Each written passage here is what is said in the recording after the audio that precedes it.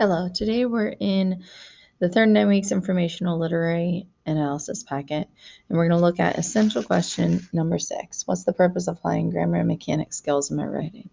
We're in the convention section for this target, and we are looking at conventions number 4 to find and correct inappropriate shifts in verb tense. So please date learning target conventions number 4, today's date.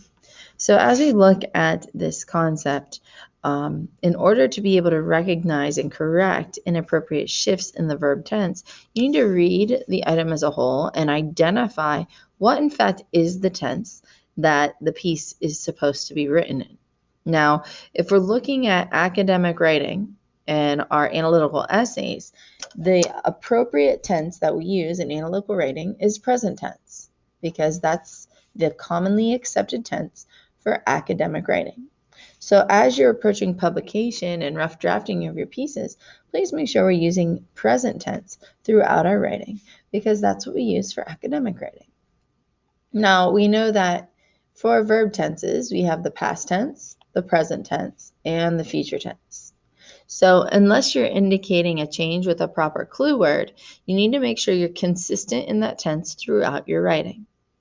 If you are writing something that you want to use the past tense for, you shouldn't accidentally shift into present, unless, of course, you are shifting appropriately with like a transitional word. Like, so if the whole piece is written in past, then all of a sudden you go now, and that would be the clue word. Now would be the transition to transition into present tense with a proper verb in the present tense. But make sure that if the piece is past tense and you inadvertently, mistakenly shift into a different tense, you need to make corrections to that.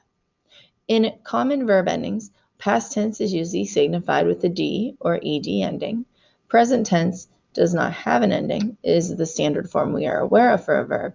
And future tense, the most common regular verb ending or regular verb addition, is of having will before your verb.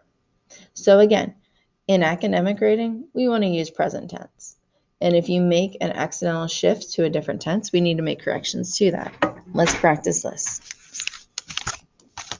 Read the paragraph. Last year, our teacher assigned us the task of making a class book. We completed the last few pages a week before the book was due. The only piece that remained unfinished was the cover. Stephen volunteered to design it, but he never finished it. Which sentence in the paragraph contains an error in verb tense? Sentence 1, sentence 2, sentence 3, or sentence 4? Let me reread it. Last year, our teacher assigned us the task of making a class book. We complete the last few pages a week before the book was due. The only piece that remained unfinished was the cover. Stephen volunteered to design it, but he never finished it. So which one do you think is the correct answer? Well, in fact, the incorrect answer, because the one that contains the verb shift mistake. And the one that contains, the sentence that contains the mistake in verb tense is B, sentence 2. And let's look at why. So in sentence 1, we established that it's past tense with the transition last year. This happened in the past. So you can see in this opening sentence, we use that ed ending right here. And then we also see in the second sentence the use of the word was. And then in the third sentence, remained with the ed ending, was past tense verb, volunteered, ed ending, finished, ed ending. And then we get to this word right here.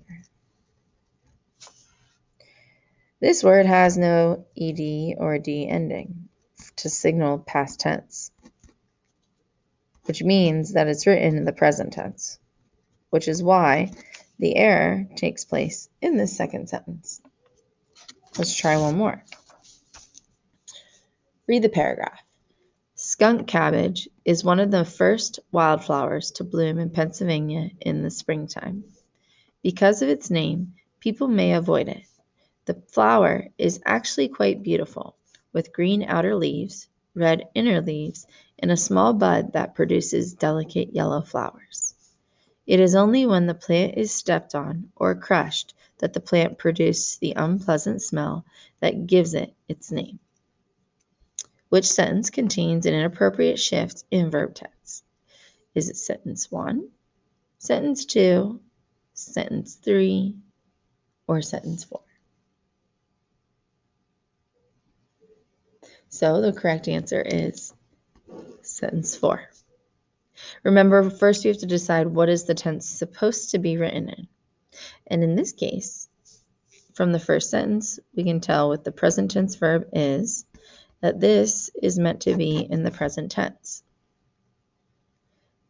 The author continues to use the present tense with may avoid as a present tense verb, is present tense verb,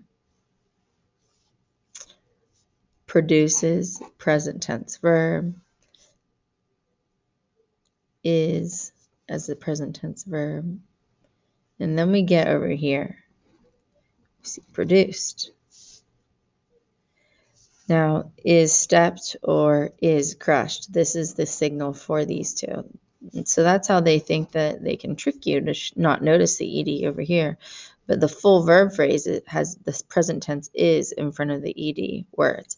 So the tense of this is in fact present. Is stepped, is crushed.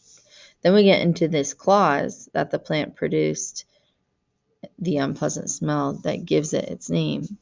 And we have produced past tense, and then gives present tense.